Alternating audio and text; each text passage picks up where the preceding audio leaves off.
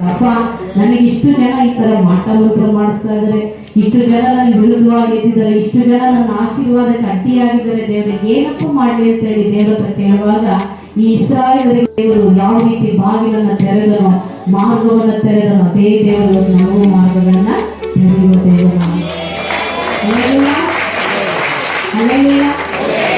ಮತ್ತೆ ಇನ್ನೊಂದು ವಾಕ್ಯವನ್ನು ಓದಿಕೊಳ್ಳೋಣ. 3ನೇ ವಾಕ್ಯ, ಹೆಣ್ಮಕ್ಳ ಕಡೆ ಹೋಗಿ.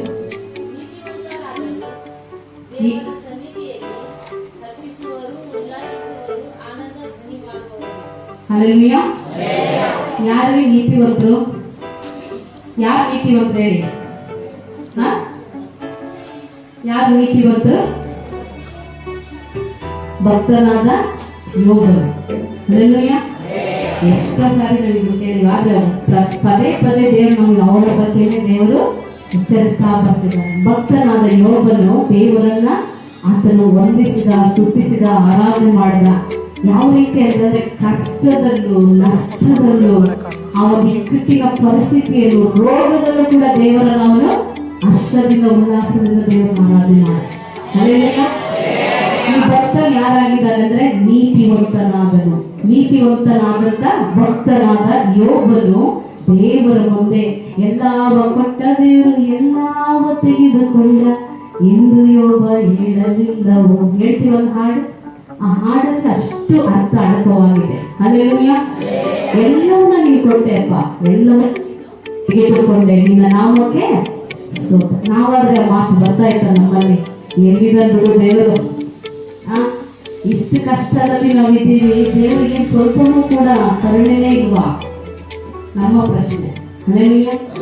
ಆದ್ರೆ ಯೋಬನ ಹೆಂಡತಿ ಸ್ವಾಮಿನ ದೂಷಣೆ ಮಾಡಿ, ಗಂಡನ ದೂಷಣೆ ಮಾಡಿ ಹೊರಟೋಗ್ತಾರೆ. ಆದ್ರೆ ಭಕ್ತನಾದ ಯೋಬನು ದೇವರ ಮೇಲಿನ ಒಂದು ಯಥಾರ್ಥವಾದ ಪ್ರೀತಿ ಕೊನೆಯವರೆಗೂ ಬಿಡಲಿಲ್ಲ. ಕೊನೆಯವರೆಗೂ ತನ್ನ ಯಥಾರ್ಥತೆಯನ್ನು ಅವರು ಬಿಡದೆ ದೇವರನ್ನೇ ಅವರು ದೃಷ್ಟಿಸಿ ಆತನನ್ನೇ ಅವರು ಆರಾಧನೆ ಮಾಡಿದ್ದಾರೆ. ನೋಡುವಾಗ ನೀತಿವಂತರಾದರೂ ದೇವರ ಸನ್ನಿಧಿಯಲ್ಲಿ ಹರ್ಷಿಸ್ತಾರೆ, ಉಲ್ಲಾಸಿಸ್ತಾರೆ, ಆನಂದ ಧ್ವನಿ ಮಾಡ್ತಾರೆ. ಹಲ್ಲೆಲೂಯ. ಇವಾಗ ನಾವೇನ್ ಮಾಡ್ತೀವಿ? ಬರೀ ಕ್ರಿಸ್ಮಸ್ ಬಂದಾಗ ಮಾತ್ರ ಬಿರಿಯಾನಿ. ಹಲ್ಲೆಲೂಯ. ಹಲ್ಲೆಲೂಯ. ಬಾಕಿ ಟೈಮಲ್ಲಿ ಇರ್ತದೆ, ಆದ್ರೆ ಬಿರಿಯಾನಿಗಿಂತಲೂ ಹೆಚ್ಚಾಗಿ ನಾವು ಯಾವುದನ್ನ ಬಯಸ್ಬೇಕು? ಆತ್ಮಗಳನ್ನ ಬಯಸ್ಬೇಕು. ಆತ್ಮ ಅಮೂಲ್ಯವಾದಂತೆ. ಯಾವ ಆತ್ಮ ಅಂದ್ರೆ ನಮ್ಮ ಆತ್ಮ, ನಮ್ಮ ಜೊತೆಗಿರುವಂತ ಹೆಂಡತಿ, ಮಕ್ಕಳು, ಕುಟುಂಬದವರ ಆತ್ಮಗಳು ಕೂಡ ಅಮೂಲ್ಯವಾದ. ಅದಕ್ಕಾಗಿ ನಾವೇನ್ ಮಾಡ್ಬೇಕು? ದೇವರ ಸಮ್ಮುಖದಲ್ಲಿ ಆ ಆತ್ಮಗಳ ಕುರಿತಾಗಿ ದೇವರ ಸಮ್ಮುಖದಲ್ಲಿ ನಾನು ಮಾತ್ರ ಅಲ್ಲ, ನನ್ನ ಕುಟುಂಬ ಕೂಡ ನಿನ್ನ ಸಮ್ಮುಖದಲ್ಲಿ ನೀತಿವಂತರಾಗಿ ಕಾಣಿಸ್ಬೇಕಪ್ಪ. ನಿನ್ನ ಮುಂದೆ ನನ್ನ ಕುಟುಂಬ ಹರ್ಷದಿಂದ ಇರಬೇಕು, ಉಲ್ಲಾಸದಿಂದ ಇರಬೇಕಂಬುದಾಗಿ. ಎಷ್ಟೋ ಕುಟುಂಬಗಳನ್ನು ನೋಡ್ಬೇಕಾದ್ರೆ ಬರೀ ಗಂಡ ಮಾತ್ರ ಖುಷಿ ಖುಷಿಯಾಗಿರ್ತಾನೆ, ಆದ್ರೆ ಹೆಂಡತಿಗೆ ಒಂದು ಮುಖ ಒಂದ್ ಕಡೆ ಇರ್ತದೆ, ಗಂಡನಿಗೆ ಒಂದ್ ಕಡೆ ಮುಖ, ಮಕ್ಕಳು ಒಂದ್ ಕಡೆ ಇರ್ತಾರೆ. ಹಲ್ಲೆಲೂಯ. ಅಲ್ಲಿ ಪ್ರೀತಿನೂ ಇರಲ್ಲ, ಸಮಾಧಾನವೂ ಇರಲ್ಲ. ಹಲ್ಲೆಲೂಯ. ಅದು ದೇವರ ವಾಕ್ಯ ಹೇಳ್ತದೆ, ನೀತಿವಂತರಾದರೂ ದೇವರ ಸನ್ನಿಧಿಯಲ್ಲಿ ಅವರು ಹರ್ಷಿಸ್ತಾರಂತೆ, ಉಲ್ಲಾಸಿಸ್ತಾರಂತೆ, ಆನಂದ ಧ್ವನಿ ಮಾಡ್ತಾರಂತೆ. ಅದಕ್ಕಾಗಿ ದೇವರು ಭಕ್ತನಾದ ಯೋಬನ ಕುಟುಂಬವನ್ನು ನಮ್ಮ ಮುಂದೆ ಇಟ್ಟಿದ್ದಾರೆ. ಅವ್ರು ನೋಡ್ರಿ, ಅವರಿಗೆಲ್ಲ ಕಳ್ಕೊಳ್ತಾರೆ. ಎಲ್ಲ ಎಷ್ಟೋ ಸಾರಿ ಕಥೆನ ನಾವು ಕೇಳಿದ್ವಿ, ಬೈಬಲಲ್ಲಿ ಇರುವಂಥದ್ದನ್ನ. ಕಳ್ಕೊಂಡ್ರು ಸಹಿತ ದೇವರನ್ನ ನಾವು ಆರಾಧನೆ ಮಾಡ್ತಾರೆ. ನಾವು ಮಾಡ್ತೀವ? ಎಲ್ಲ ಕಳ್ಕೊಳ್ತಾರೆ. 10 ಮಕ್ಕಳನ್ನ ಕಳ್ಕೊಳ್ತಾನೆ, ತನಗಿಂತ ಆಸ್ತಿನೆಲ್ಲ ಕಳ್ಕೊಂಡಾಗ ದೇವರನ್ನ ಆರಾಧನೆ ಮಾಡ್ತಾರೆ. ನಾವು ಮಾಡ್ತೀವಿ ಆರಾಧನೆ? ಆ ಮನಸ್ಸು ನಮಗೆ ಬರುತ್ತಾ? ಮಾತಾಡಿ, ಮನಸ್ಸು ಬರುತ್ತಾ? ಈಗ ಇದ್ದ ಜಮೀನನ್ನು ಯಾರೋ ಕಿತ್ಕೊಂಡು ಅಂದ್ರೆ ನಿಮ್ ಸುಮ್ಮನೆ ಇರ್ತೀರಾ? ದೇವ್ರು ಇದ್ದಿದ್ರೆ ಯಾಕೆ ನಮಗಿದೆಲ್ಲ ಆಗ್ತಿತ್ತು? ದೇವರೇ ಇಲ್ಲ ಅಂದ್ಬಿಡ್ತಾರೆ. ಹಲ್ಲೆಲೂಯ. ನಷ್ಟ ಬಂದಾಗ ದೇವರಿಲ್ಲ, ಸುಖ ಸಂತೋಷ ಬಂದಾಗ ನಿನಗೆ ದೇವರಿದ್ದಾರೆ. ಹಲ್ಲೆಲೂಯ. ದೇವರಿದ್ದಕ್ಕೆ ಇದೆಲ್ಲ ಆಯ್ತು, ದೇವರಿದ್ದಕ್ಕೆ ನನಗಿದೆಲ್ಲ ಅದ್ಭುತ ನಡೀತು ಅಂತ ಹೇಳ್ತಾರೆ. ಆದರೆ ಎಲ್ಲ ಸಮಯದಲ್ಲಿ ದೇವರನ್ನು ನಾವು ಆರಾಧಿಸುವಾಗ ನಾವು ನೀತಿವಂತರೆಂಬುದಾಗಿ ಯೇಸು ಸ್ವಾಮಿ ನಮ್ಮನ್ನು ಕರೆಯುವಾತನಾಗಿದ್ದಾರೆ. ನೀತಿವಂತರು ಆತನ ಮುಂದೆ ಹರ್ಷಿಸ್ತಾರೆ, ಉಲ್ಲಾಸಿಸ್ತಾರೆ, ಆನಂದ ಧ್ವನಿ ಮಾಡ್ತಾರೆ ಎಂಬುದಾಗಿ. ಹಲ್ಲೆಲೂಯ. ಮತ್ತೆ ಇನ್ನೊಬ್ರು ಈ ಕಡೆ ಹುಡುಗರ ಕಡೆಯಿಂದ 5ನೇ ವಚನ ಓದಿ. ಪರಿಶುದ್ಧ ವಾಸಸ್ಥಾನದಲ್ಲಿರುವ ದೇವರು ದಿಕ್ಕಿಲ್ಲದವರಿಗೆ ತಂದೆಯು ವಿಧವೆಯವರಿಗೆ ವಿಧವೆಯರಿಗೆ ಸಹಾಯಕನು ಆಗಿದ್ದಾನೆ. ಹಲ್ಲೆಲೂಯ. ಇಲ್ಲಿ ನೋಡ್ರಿ, ಮಹಾಪರಿಶುದ್ಧ ವಾಸಸ್ಥಾನದಲ್ಲಿರುವ ದೇವರು ಎಲ್ಲಿದ್ದಾರೆ? ಮಹಾಪರಿಶುದ್ಧ ವಾಸಸ್ಥಾನ ಯಾವುದು? ಹಲ್ಲೆಲೂಯ. ಅಲ್ಲಿ ಮೇಲಿಂದ ಆತ ನೋಡ್ತಾ ಇದ್ದಾನೆ. ಬಟ್ ದೇವರ, ನಿನ್ನ ಹೃದಯ ನನಗೆ ಆಲಯ, ನಿನ್ನಲ್ಲಿ ನಾನು ವಾಸ ಮಾಡ್ತೇನೆ, ನಿನ್ನಲ್ಲಿ ನನ್ನ ಆತ್ಮವನ್ನ ಸುರಿಸುತ್ತೇನೆ. ನನ್ನ ಆತ್ಮ ನಿನ್ನಲ್ಲಿರುವಾಗ ನೀನ್ ಏನ್ ಮಾಡ್ತೀಯ? ನಾನು ಮಾಡುವುದನ್ನೇ ನೀನು ಕೂಡ ಮಾಡ್ತೀಯ ಎಂಬುದಾಗಿ. ದಿಕ್ಕಿಲ್ಲದವರಿಗೆ ತಂದೆಯು, ವಿಧವೆಯರಿಗೆ ಆತನೇನಾಗಿದ್ದಾನೆ? ಸಹಾಯಕನಾಗಿದ್ದಾನೆ. ದೇವರು ಇವತ್ತು ನೋಡ್ರಿ, ಅನಾಥರನ್ನ, ದಿಕ್ಕಿಲ್ಲದವರನ್ನ, ವಿಧವೆಯರನ್ನ ಪರಾಮರಿಸುವಂತ ಪರಮ ತಂದೆಯಾಗಿರುವಾಗ, ಇವತ್ತು ನಾವು ನೋಡಿ ಅನೇಕರು ಯಾರಾದ್ರೂ ಕಷ್ಟದಲ್ಲಿದ್ದರೆ, ಅವರಿಗೆ ಅಗತ್ಯತೆ ಇರುವಾಗ ನೋಡ್ಬಿಟ್ಟು ಸುಮ್ಮನೆ ನಾವು ದೇವ್ರ ಸಹಾಯ ಮಾಡ್ತಾರೆ, ಆಯ್ತು ಆಯ್ತು ಅಂತ ಹೇಳಿ ಹೊರಟೋಗ್ತಾರೆ. ಅಲ್ಲೆಲ್ಲ ಸಣ್ಣಗೂ ಅಲ್ಲ, ಬೆಚ್ಚಗೂ ಅಲ್ಲ. ಉಗುರು ಬೆಚ್ಚಿಗೆ ಬರಲಿಲ್ಲ, ನಾನು ಏನ್ ಮಾಡ್ತೀನಿ? ನನ್ನ ಬಾಯಿಂದ ನಿನ್ನ ಹಾರಿ ಬಿಡ್ತೀನಿ ಅಂತ ದೇವರು ಪ್ರಕಟಣೆಯನ್ನು ತಿಳಿಯಪಡಿಸ್ತಾರೆ. ಅಲ್ಲೆಲ್ಲ ನಾವು ಏನ್ ಮಾಡ್ಬೇಕು? ನನ್ನ ಕೈಲಾದ ಸಹಾಯವನ್ನ ಅಲ್ಲಿ ನೋಡುವಾಗ ಅವ್ರಿಗೆ ಏನು ಅಗತ್ಯತೆ ಇದೆ ಎಂಬುದನ್ನು ತಿಳಿದಾಗ ನಾವು ಅದನ್ನ ಮಾಡುವವರಾಗಿರ್ಬೇಕು ಪ್ರಿಯ. ಆಗ ದೇವರು ಅದನ್ನ ಮೆಚ್ಚುವಂತನಾಗಿದೆ. ಆತನು ಕೂಡ ಭೂಮಿಯ ಮೇಲೆ ಎಷ್ಟೋ ವಿಧವೆಯರಿಗೆ, ಅನಾಥರಿಗೆ, ದಿಕ್ಕಿಲ್ಲದವರಿಗೆ ತಂದೆಯಾಗಿ ಈಗಲೂ ಕೂಡ ಆತನು ಅವರನ್ನ ಪೋಷಣೆ ಮಾಡುತ್ತಲೇ ಇದ್ದಾನೆ. ನಾವು ಕೂಡ ಅದನ್ನ ಮಾಡುವವರಾಗಿರ್ಬೇಕು. ಹಲ್ಲೆಲೂಯ. ಮತ್ತೆ ಇಲ್ಲಿ 11ನೇ ವಚನ, ಈ ಕಡೆ ಸಹೋದರಿಯರ ಕಡೆ 11ನೇ ವಚನ.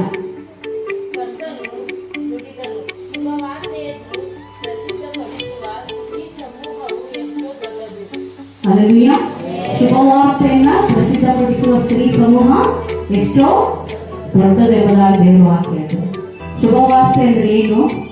ದೇವರು ನಮಗಾಗಿ ಈ ಲೋಕಕ್ಕೆ ಬಂದದ್ದು, ಸತ್ತದ್ದು, ಪುನರುತ್ಥಾನ ಹೊಂದದ್ದು ಮತ್ತು ಆತನ ಪ್ರೀತಿಯ ಕುರಿತಾಗಿ ನನ್ನ ಬದುಕಲ್ಲಿ ದೇವರು ಏನಾಗಿದ್ದಾನೆ, ನನ್ನ ಜೀವಿತದಲ್ಲಿ ದೇವರು ಏನಾಗಿದ್ದಾನೆ ಎಂಬುದಾಗಿ ನಾವೇನ್ ಮಾಡ್ತೀವಿ? ಸುವಾರ್ತೆಯನ್ನ ಇನ್ನೊಬ್ಬರಿಗೆ ನಾವು ಹೇಳುವಾಗ ನಮ್ಮೊಂದು ಸಾಕ್ಷಿಯಿಂದ ಮತ್ತು ದೇವರ ಒಂದು ಜೀವಿತದ ಸಾಕ್ಷಿಯಿಂದ ಅನೇಕರು ದೇವರ ಕಡೆಗೆ ಬರೋರಾಗ್ತಾರೆ. ಹಲ್ಲೆಲೂಯ. ಮೊನ್ನೆ ದಿನ ಶುಕ್ರವಾರ ಉಪವಾಸ ಪ್ರಾರ್ಥನೆ ಇತ್ತು. ಅವತ್ತು ನಮ್ಮ ತಂಗಿ, ಕೊನೆಯ ತಂಗಿನ ಅಡ್ಮಿಟ್ ಮಾಡಿದ್ರು ಬೆಂಗಳೂರು ಬ್ಯಾಪ್ಟಿಸ್ಟ್ ಹಾಸ್ಪಿಟಲ್. ತುಂಬಾ ಸೀರಿಯಸ್ ಆಗಿ ವಾಮಿಟ್, ರೀಸೆಂಟ್ಲಿ ತುಂಬಾ ಓವರ್ ಗ್ಯಾಸ್ಟ್ರಿಕ್ ಆಗಿ ಫುಲ್ಲು ಇದಾಗ್ಬಿಟ್ಟಿತ್ತು. ಅವಾಗ ನಾವು ಹೋಗಲೇಬೇಕಾದಂಥ ಪರಿಸ್ಥಿತಿ. ಇಲ್ಲಿ ನೋಡಿದ್ರೆ ಆರಾಧನೆ ನಡೆಸ್ಬೇಕಾಗಿತ್ತು. ನಮ್ಮ ತಂಗಿ ಇನ್ನೊಬ್ರು, ನಾನು ನೋಡ್ಕೊಂತೀನಿ, ನೀವು ಹೋಗಿ ನೋಡ್ಕೊಂಡ್ಬರ್ರಿ. ಅಲ್ಲಿ ಮನಸ್ಸು ತಡಿತಾ ಇಲ್ಲ. ಬಸ್ಸಲ್ಲಿ ಕುತ್ಕೊಳ್ಳಿ, ದೇವ್ರೆ ನನಗೊಂದು ಆತ್ಮನಾದ್ರೂ ನೀನು ಕೊಡ್ಬೇಕಪ್ಪ ಅಂತೇಳಿ ಪ್ರಾರ್ಥನೆ ಮಾಡ್ಕೊಂಡು ನನ್ನ ಪಕ್ಕದಲ್ಲಿ ಸೀಟ್ನ ಖಾಲಿ ಬಿಟ್ಟು ಕುತ್ಕೊಂಡಿದ್ದೆ. 2 ಸೀಟ್ ಇರೋ ಕಡೆಗೆ ಬ್ಯಾಗ್ ಇಟ್ಕೊಂಡು ಕೂತಿದ್ದೆ. ಒಂದು ಯವನಸ್ಥ ಹುಡುಗಿ, ಪಾಪ ಮದುವೆ ಆಗಿದೆ, ಒಂದು ಮಗನೂ ಕೂಡ ಇದ್ದಾರೆ ಆಕೆಗೆ. ಆಕೆ ನನಗಾಗಿ ಸ್ಥಳ ಇಟ್ಕೊಂಡಿದ್ದಕ್ಕಾಗಿ ತುಂಬಾ ಥ್ಯಾಂಕ್ಸ್ ಮೇಡಮ್ ಅಂತ ಹೇಳಿ ನನ್ನ ಹತ್ರ ಬಂದು ಅಷ್ಟು ಖುಷಿಯಾಗಿ ಮಾತಾಡ್ತಾ ಇದ್ದೆ. ನಾನು ಸ್ವಲ್ಪ ಹೊತ್ತು ಸುಮ್ಮನೆ ಇದ್ದೆ, ಒಂದು ಅರ್ಧ ಗಂಟೆ, ಒಂದು ಆಲ್ಮೋಸ್ಟ್ ದಾಬಸ್ಪೇಟೆ ರೀಚ್ ಆಗೋರು ನನ್ನ ಮೌನವಾಗಿ ಇದ್ದೆ. ದೇವರಿಗೆ ಈ ಹುಡುಗಿ ಹೇಗಾದ್ರೂ ಮಾಡಿ ನಾನು ಸುವಾರ್ತೆ ಹೇಳ್ಬೇಕು ಅಂತ ಹೇಳಿ ಆಕೆಗೆ ನಾನು ಸುವಾರ್ತೆ ಪ್ರಾರಂಭ ಮಾಡಿದಾಗ ಅವಳ ಕಣ್ಣಲ್ಲಿ ನೀರು ಅದು ಹೋಗ್ತಾನೇ ಇದೆ. ಹಲ್ಲೆಲೂಯ. ನನಗೆ ಗೊತ್ತಿಲ್ಲ ಅವಳ ಜೀವಿತದಲ್ಲಿ ಏನೆಲ್ಲ ನಡೆದಿದೆ. ಬಟ್ ದೇವರ ಆತ್ಮ ಅದನ್ನು ತಿಳಿಸಿದ್ನಲ್ಲ, ನಾನು ಹೇಳ್ತಾ ಬರುವಾಗ ಅದು ಅಳ್ತಾನೆ ಇದ್ದಾಳೆ. ಹೇಗೆ ನಿಮಗೆ ಇದೆಲ್ಲ ಗೊತ್ತು? ನನ್ನ ಜೀವಿತದಲ್ಲಿ ನಡೆದಿದ್ದಲ್ಲ ಎಂಬುದಾಗಿ. ಅಲ್ಲೆಲ್ಲೂ ನಾನು ಹೆಚ್ಕೊಳ್ಳಿಕ್ಕೆ ಹೇಳ್ತಾ ಇಲ್ಲ, ಆದರೆ ದೇವರ ಆತ್ಮ ಕೊಡುವಾಗ ಅವರು ಕುರಿತಾಗ ಆತನು ಮಾತಾಡುವವನಾಗಿದ್ದಾನೆ. ಅಲ್ಲೇ ಆಕೆ ಕುರಿತಾಗಿ ಹೇಳ್ತಾ ಬಂದಾಗ, ಆಕೆ ಮದುವೆ ಆಗಿ ಗಂಡ ಇದ್ದಾನೆ, ಮಗ 7 ವರ್ಷದ ಮಗ ಇದ್ದಾನೆ. ತಾಯಿಗೆ ಬ್ರೆಸ್ಟ್ ಕ್ಯಾನ್ಸರ್ ಬಂದು ತುಂಬಾ ಸೀರಿಯಸ್ ಆಗಿ ಅಳ್ತಾ ಇತ್ತು. ಅದನ್ನು ಹೇಳ್ತಾ ಇರೋವಾಗ ಅಳ್ತಾನೆ ಇದ್ದು, ದೇವರು ನಿನ್ನ ತಾಯಿನ ಗುಣಪಡಿಸ್ತಾರೆ, ನೀನು ನಂಬೋದಾದ್ರೆ ಎಂಬುದಾಗಿ. ಈ ಯೇಸು ಸ್ವಾಮಿ ಸಮಸ್ತ ರೋಗಗಳನ್ನ ಗುಣಪಡಿಸುವ ಸರ್ವಶಕ್ತನು. ಈ ಸ್ವಾಮಿನ ನೀನು ನಂಬೋದಾದ್ರೆ ನಿಜವಾಗ್ಲೂ ನಿನ್ನ ಕುಟುಂಬದಲ್ಲಿ ನಿನ್ನ ತಾಯಿ ಜೀವಂತವಾಗಿರ್ತಾರೆ. ನೀನು ನಂಬಿ ಪ್ರಾರ್ಥನೆ ಮಾಡು, ಚರ್ಚಿಗೆ ಹೋಗು, ಸತ್ಯವಾಕ್ಯವನ್ನು ನೀನು ಓದಬೇಕಾಗಿ.